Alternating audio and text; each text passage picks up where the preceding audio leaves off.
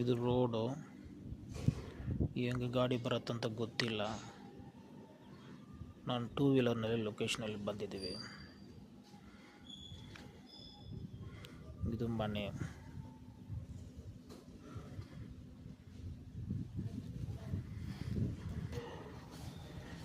ಯಾರೋ ಒಬ್ಬರು ಪ್ಯಾಂಟ್ ಕೊಟ್ಟಿದ್ದಾರೆ,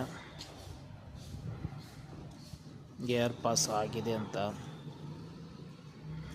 ನಮಗೆ ಇನ್ನೊಂದು ಪ್ಯಾಂಟ್ ಮಾಡೋಕ್ಕೆ ಕರೆದಿದ್ದಾರೆ. ಪ್ಯಾಂಟ್ ನೋಡಬೇಕು. ಹೊಸೂರು ಬ್ರಹ್ಮ ಮೇಲೆ ಭಾರ ಇಟ್ಟು ಮಾಡಬೇಕು. ಏನು ಮಾಡ್ತಾರಂತ ನೋಡೋಣ.